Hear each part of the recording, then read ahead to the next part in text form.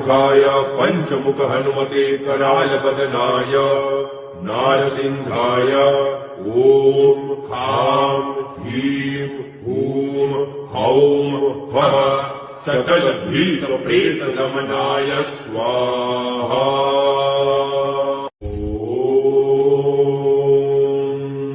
दक्षिणमुखाय पञ्चमुख हनुमते करालवदनाय नारसिंहाय ॐ खां ह्रीं हूं हौं फः सकल भीत प्रेत दमनाय स्वाहा।